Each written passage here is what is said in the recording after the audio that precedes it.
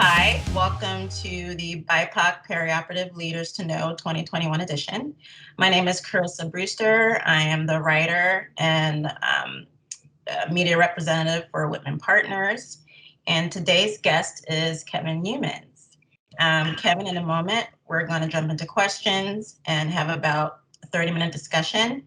But before we begin, will you introduce yourself and the facility and the position that you hold?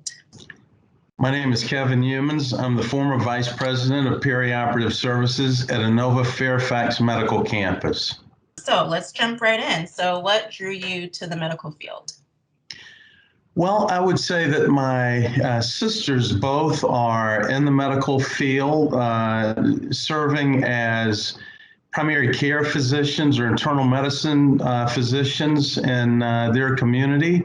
But it was really a chance meeting that I had running into an old high school friend of mine who, when I met him, he was leaving the military. He was serving as a administrative director in the military and was about to take his first role into the civilian world.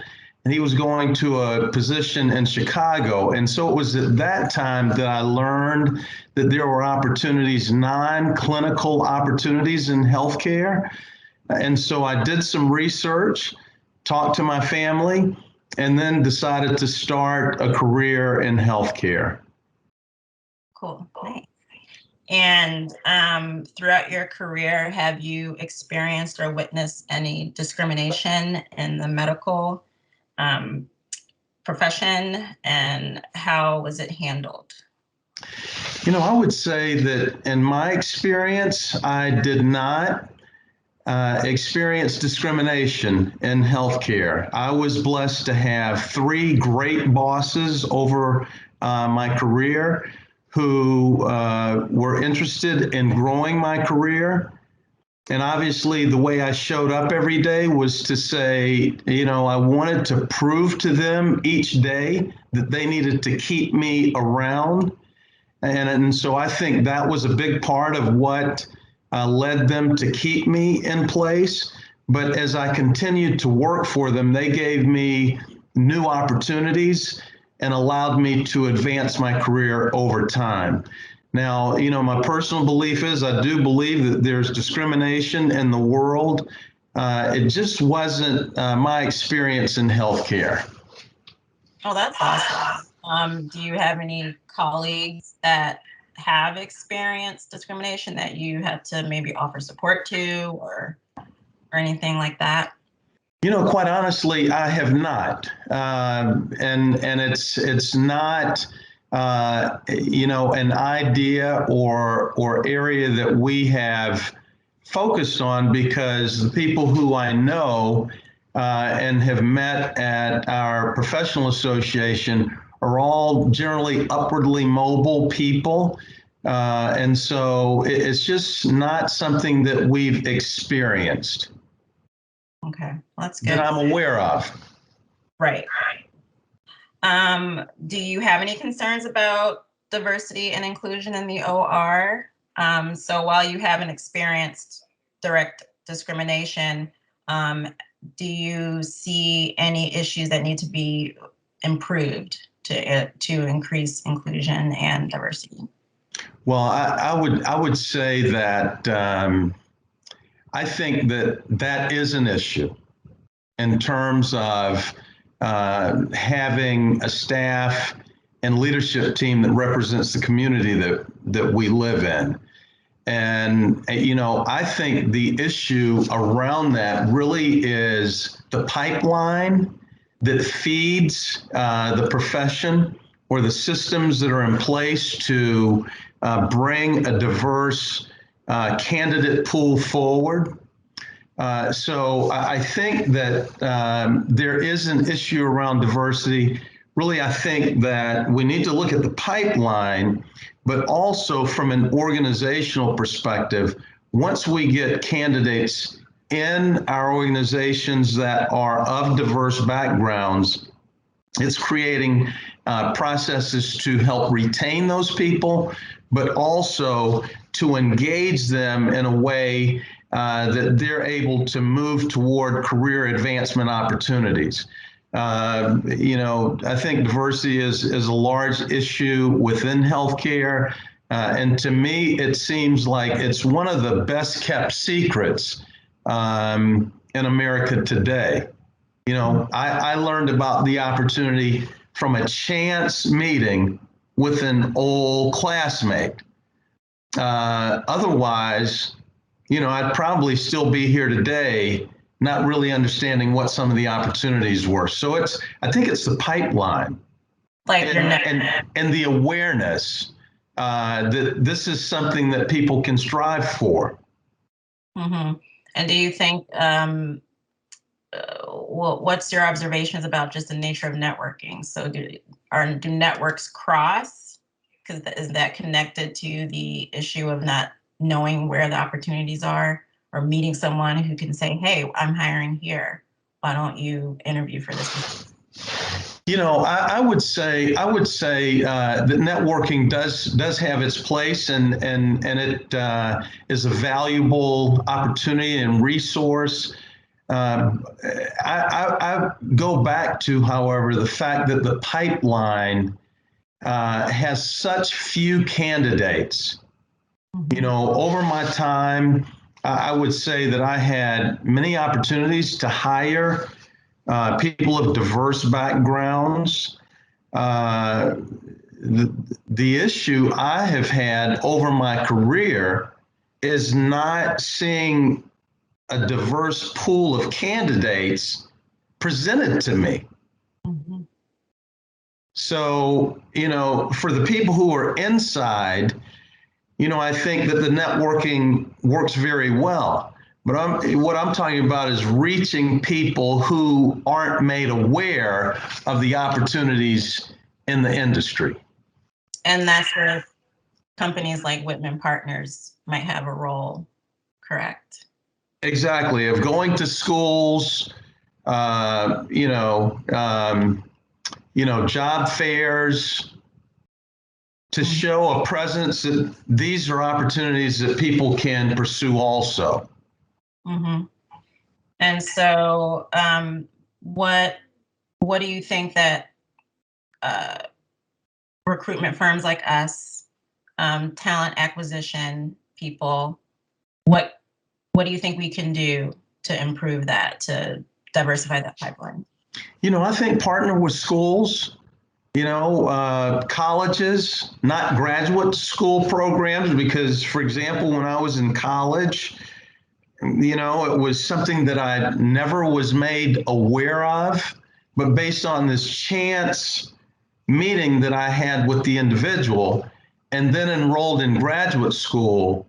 Then I came to graduate school, and I was in a class of probably 24. And of that, we had, I believe, 8 minorities who were part of that class. Now, that didn't look like the community that I lived in, which was predominantly African American. Mm-hmm. But yet, so the word is getting out, but who is that information reaching? Mm-hmm. And where is it going? Is there an opportunity to go to local churches, high school, before people go to college?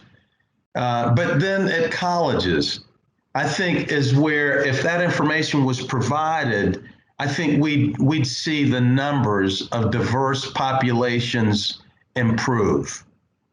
Mm-hmm. I think it's a lack of awareness. Yeah. Okay. And so, what advice do you have for aspiring perioperative BIPOC leaders, people that want to aspire to management and key positions? Yeah, I think that people who are in the industry, going to work every day, I think one thing is to be supportive of the organizational objectives. Okay, always keeping what's best for the patient at the center of what you do, of how you show up. And I think you need to be patient, work hard, accept the assignments. So as I moved through my career, whenever I was given an assignment, I took it. Regardless of if the idea was something that no one in the organization had done before. I took the assignment, and some of those assignments, one in particular I can think of, was the one that showed the organization that I was worthy to keep in place and to grow. Yeah. And then I would say, in addition to that, be prepared to have difficult conversations, but still keep the environment in a way that what we're doing is what's best for the patient. We're keeping that at the center of everything we do. And I think those are probably the keys to having people ascend in leadership positions. Nice. It sounds like just taking risks with your career, and even if it seems like it's something that may not turn into something later, it kind of stocks your toolbox. Exactly. Mm-hmm. And it builds confidence that, yes, I can do this work because, and it's interesting, school is necessary, graduate school, because it allows people around you, it allows the hiring managers to say, okay, this person went through graduate school, they can do the work. But it doesn't prepare you for the work on the job when you're being asked to do things that you've not heard of or experienced before. That wasn't that you weren't taught in that you weren't taught in school. Yeah. But working with people, in healthcare, we always are working around the best and the brightest, and work with people as long as, from a leadership perspective, you can organize and move a group through a process of mutual decision making. Then you can always find the solution, or find the best way to attack the problem. It's always there because you have the resources with the people around you. I think those are all vital in terms of, doing your best work when you land the job. Yeah. So here's a question that is current. So we are obviously experiencing a Delta surge with the COVID pandemic, and vaccine hesitancy is a problem across populations for all kinds of reasons. Specifically when it comes to African Americans, what are your thoughts on how to break through that hesitancy and distrust of the medical establishment, and have people feel comfortable to get vaccinated? Well, I do think it's a very challenging issue, a lot of misinformation and lack of trust in the community. What I would say, one of the things that my church did was actually partner with a local health clinic.